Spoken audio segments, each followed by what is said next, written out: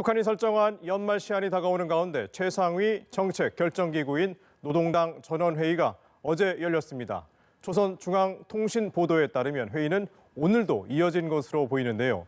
이 무엇보다 내년 1월 1일 김정은 위원장의 신년사 발표를 앞두고 이루어진 전원회의라 그 내용이 주목을 받고 있습니다. 또 앞서 북한은 크리스마스 선물을 언급하면서 긴장 수위를 높여왔는데요. 우려했던 군사적 도발은 없었습니다만 긴장을 늦추기엔 이르다는 분석도 있습니다. 이 내용을 비롯해 올해 한반도 정세 평가와 새해 전망, 최용환 국가안보전략연구원 안보전략연구실장과 이야기 나눠보겠습니다. 어서 오십시오. 예, 안녕하세요. 자, 북한이 어제 김정은 국무위원장 주재로 노동당 전원회의를 열었는데 김정은 시대로 봤을 때는 뭐 6차례, 그리고 4월 4차 회의는 이제 8개월 만인데요.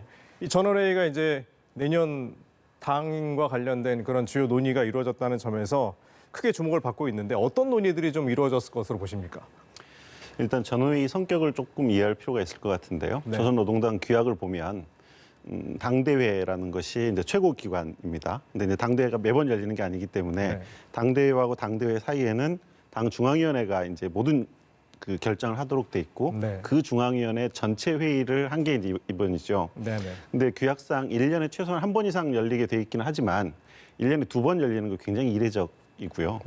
그리고 지금 노동신문 보도로는 1일차 회의라고 이야기를 했으니까 아마 2일차, 뭐 2일차에 끝날지 더 갈지 모르겠지만 하여튼 여러 날짜 회의를 하는 회의가 됐고, 그리고 전원회의를 되게 끝나고 나서 했다라고 보도하는 경우는 많지만 이번처럼 한 달쯤 전에 하겠다라고 미리 예고한 경우도 굉장히 이례적이거든요. 그렇죠. 한 26일 정도 된 것 같은데. 그렇죠. 그러니까 이게 최근에 그 연말 시한을 결정하는 시점을 고려해서 보면 북한에서도 이 전원회의를 굉장히 중요하게 생각하고 있는 것이고, 전체적으로 보면 국가의 전략 노선 선택과 관련된 중요한 논의들이 있지 않을까 그렇게 추정을 합니다. 그 1박 2일과 관련해서는 1박 2일 동안 이렇게 진행된 전원회의를 보면 이제 1991년도에 김정일 국방위원장이 김일성 시대죠. 그렇죠.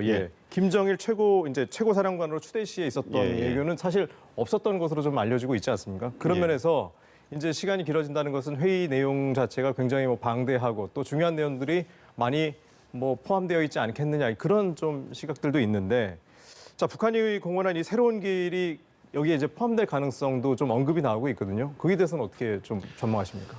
그러니까 우리나 이제 외부에서 관심을 가지는 북한의 새로운 길은 주로 이제 핵무력 강화나 혹은 그 군사적 도발 관련된 부분에 관심이 크게 주어지는 게 사실입니다. 근데 지금 전원회의를 개최하기 전에 얼마 전에 북한이 당 중앙 군사위원회 확대회의를 또 개최를 했었거든요. 군사위원회에서 논의한 것은 이제 자위적 국방력 강화와 관련된 이야기, 그다음에 정치 군사적인 문제라고 해서 조직 개편이나 부대 개편에 관련된 이야기들을 했습니다. 이 부분에 아마 전체적으로 그 국방력 강화와 관련된 이야기가 포함되어 있을 것이고 그 이야기를 포함해서 전원회의는 그거보다 훨씬 큰 국가 전략 전반에 대한 이야기를 할 것이기 때문에 정치, 군사, 국방 등등을 포함한 새로운 국가 전략 노선과 관련된 이야기를 하게 될 걸로 추정합니다.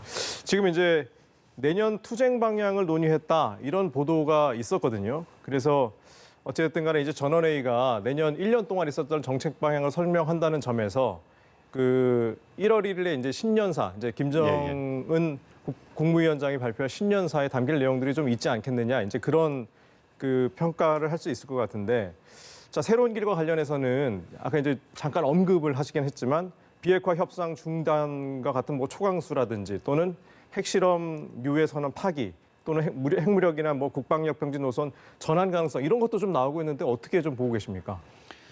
사실 이제 작년 4월달 전원회의를 했을 때 이제 그 동안에 2013년에 전원회의에 채택했던 경제 핵 병진 노선이라는 것을 마무리하고 사회주의 경제 건설 총력 집중이라는 새로운 국가 전략 노선을 채택하지 않았습니까? 그러니까 여기에서 또 다른 제3의 길, 그게 새로운 길이라고 표현할 수도 있겠습니다. 그리 가려고 한다고 하면 이 전원회의에선 새로운 국가 전략 노선과 관련된 이야기들을 할 것이고 그것이 정리가 되면 그것을 받아서 신년사는 2020년 동안의 국가 목표와 관련된 이야기들을 아마 김정은 위원장이 하게 될 걸로 예상합니다. 그러면은 지금 이제 저희가 이제 염려하고 있는 새로운 길도 뭐 포함될 가능성이 있다, 이렇게 보시는? 새로운 길은 뭐 여러 가지로 추정해 볼 수 있을 것 같은데 일단 그 지난 10월 달 김정은 위원장 백두산 올라갔다 와서 그 북한 내부의 동향들을 이렇게 쭉 보면 그렇죠. 주로 자력갱생에 대한 강조가 굉장히 두드러지고요. 네네. 자력 부강, 자력 번영 이야기들을 굉장히 많이 하고 있기 때문에 그 부분은 분명히 포함되어 있을 거라는 생각이 네. 듭니다. 그리고 대외적으로는 중국이나 러시아하고 이제 연대의 움직임들이 담겨 있을 것이고, 네네. 그리고 군사적으로는 아까 그 당 중앙군사위원회에서 얘기했던 자위적 국방력 강화와 관련된 부분 이런 이야기들이 포함될 걸로 보입니다. 자, 이제 북한이 이제 크리스마스 선물을 좀 언급하면서 긴장 강도를 좀 높였지 않습니까? 이제 다행히도 이 성탄절 선물 이것은 이제 평안하게 좀 지나간 것 같은데, 자, 이 판을 깨지 않겠다라는 그런 의미로 좀 받아들여야 되는 것인지, 아니면 이 성탄절 앞서서 이 한중일 정상회담이 열렸기 때문에 이걸 좀 보고 가자 그런 차원인지 어떻게 보고 계십니까, 실장님께서는? 사실 그 크리스마스 선물은 이제 연말 시한을 강조하기 위한 어떤 은유적인 표현이었다고 이제 결과적으로 보면 네네. 그렇게 해석을 해야 될 것 같고요. 네. 그런데 이제 그 북한이 어차피 연말 시한을 설정을 해놨고 연말이 이제 거의 지나가지 않았습니까? 예. 연말이 지나고 나면 사실은 북한의 논리대로 하면 이제 언제든지 무슨 군사적인 행동 혹은 ICBM 발사와 같은 행동을 하더라도 네. 그 자체가 이제 과히 이상하지는 않은 그런 국면까지 왔기 때문에 전체적으로 좀 긴장이 높아지고 있는 상황이라고 볼 수 있겠죠. 이 결국 이제 크리스마스 선물이 이제 북한이 꺼내든 이유 중에 하나가 미국의 관심 끌기다. 뭐 이런 평가들도 사실 있거든요. 근데 그 뭐 성과는 없었습니다만은 스티븐 비건 국무부 이제 부장관이 이제 임명 전에 한중일을 돌아다니면서 비핵화 관련된 뭐 협의 끈을 놓지 않게 하고자 하는 그런 움직임도 보이지 않았습니까? 그 때문에 좀 일단은 성공을 거둔 거 아니냐 이런 평가가 있는데 어떻게 평가하십니까? 관심을 끄는 데는 말씀하신 것처럼 확실히 성공을 했죠. 크리스마스 선물이 무엇인지에 대해서 우리도 마찬가지고 네. 미국도 굉장히 관심을 가졌고, 근데 이제 그 사이에 북한 입장에서 보면 이제 비건 대표 방한이 있었고, 네. 그리고 한중일 정상회담이 또 있었기 때문에 네. 그것이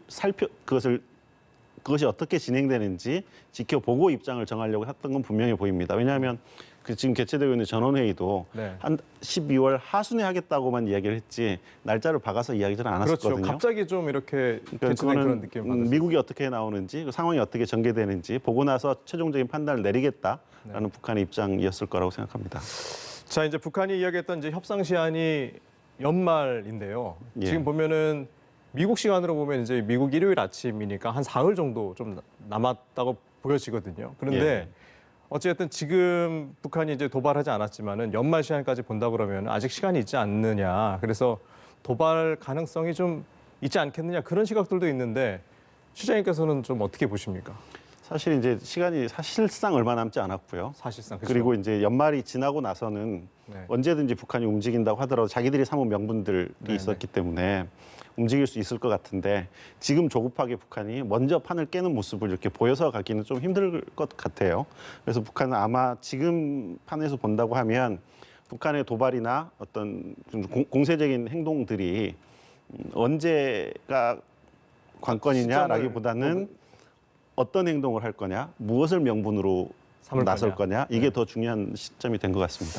지금 이제 미국이 최근에 이제 북한에 대한 관심을 그러니까 감시를 굉장히 늘리고 있는 상황이거든요. 예. 그러니까 지난주만 하더라도 이 탄도미사일의 이제 궤도를 추적하는 이 코브라볼이라는 것을 우리 이제 한반도 상공에 띄워가지고 예. 북한 감시를 좀 하기도 했었는데, 자 이제 미국 입장에서는 북한이 도발에 계속 나서지 않겠느냐 이런 좀 시선으로 좀 바라보고 있는 그런 느낌이거든요.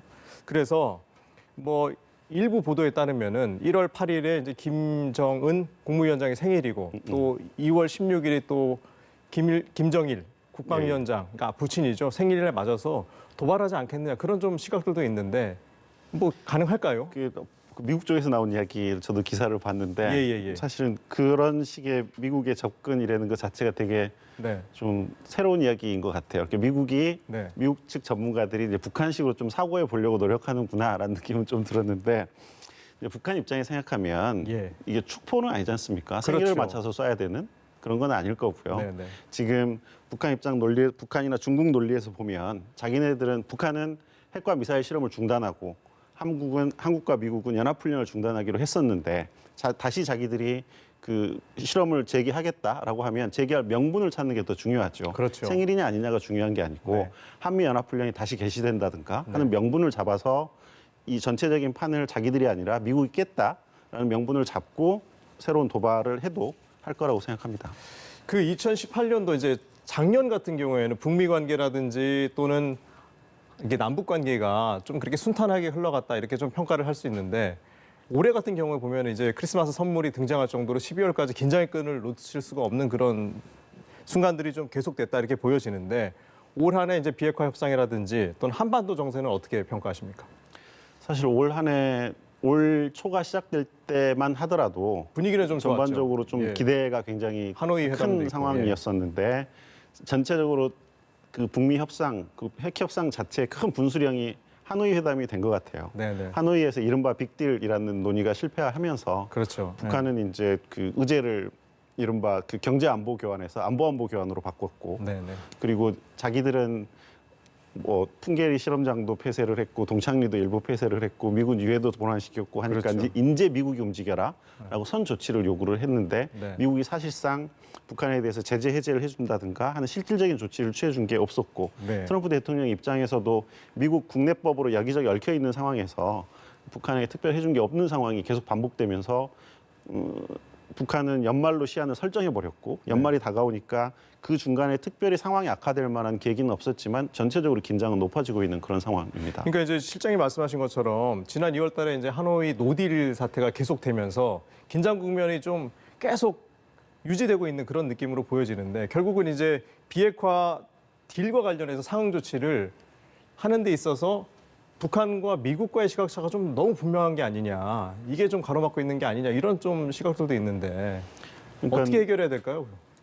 뭐 그 이견이 너무너무 큰데 네. 크게 보면 그 이제 미국은 이른바 하노이에서 보였던 입장이 그대로 유지된다고 한다면 WMD 전반 핵 문제뿐만이 아니라 네. 북한이 가지고 있는 대량 살상 무기 전체를 폐기해라라는 입장이었었거든요. 그렇죠, 예. 근데 북한은 핵 폐기 협상을 하긴 하되 서로 간에 신뢰가 없기 때문에 일단은 영변에서 시작을 하고 거기서 신뢰가 쌓이면 점차적으로 그 단기적 범위를 비핵화 관련된 확대시켜 나간다는 얘기죠. 그렇죠. 거여서 일단 방법론과 그리고 비핵화 범위에 대한 확실한 그 합의 이런 것들이 만들어지지 못한 게 전체적으로 핵 협상이 진전을 보이지 못하는 가장 중요한 쟁점이 되었습니다. 이게 한반도 정세와 관련해서 이제 어쨌든 내년 1월 1일에 발표할 김정은 국무위원장의 신년사가 굉장히 주목이 예. 될 텐데 자 어떤 내용이 담기느냐에 따라서 한반도 문제가 이제 달라진다는 점에서 좀 여기에 어떤 내용들이 이 북미 관계에 관련돼서 포함될 것으로 좀 전망하십니까?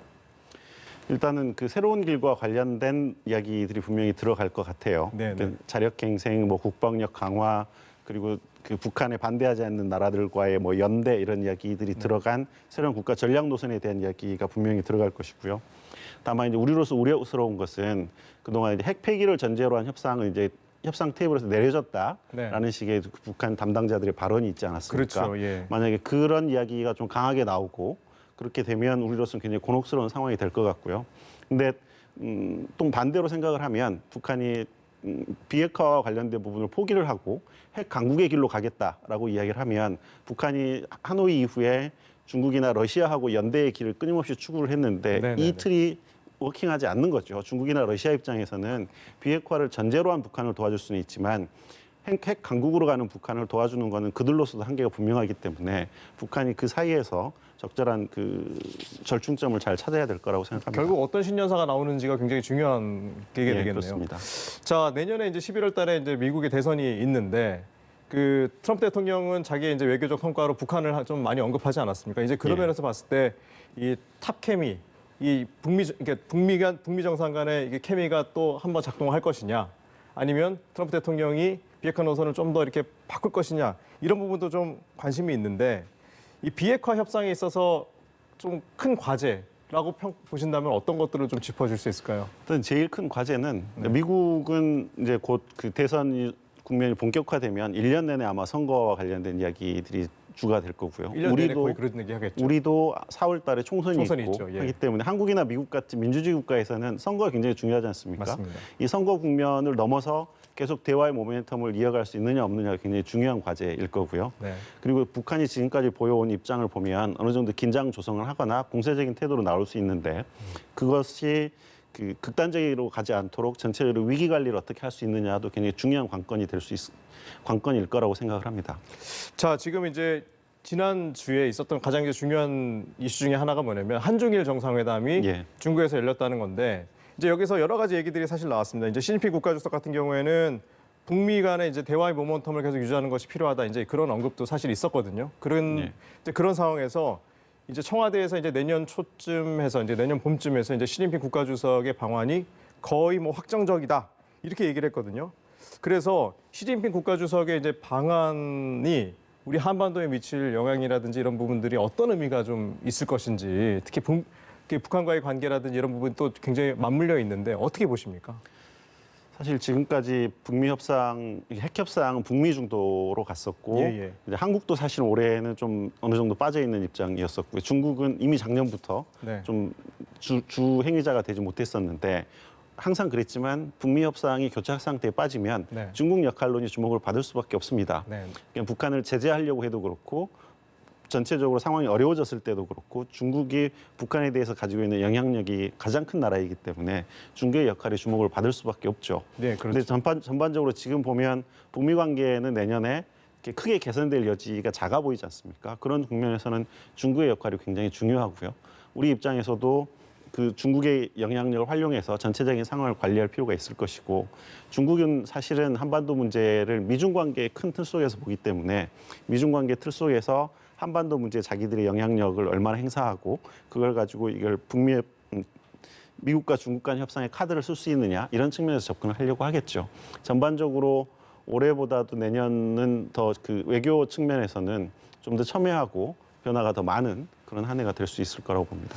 네, 지금까지 최용환 국가안보전략연구원 안보전략연구실장과 함께했습니다. 감사합니다. 감사합니다.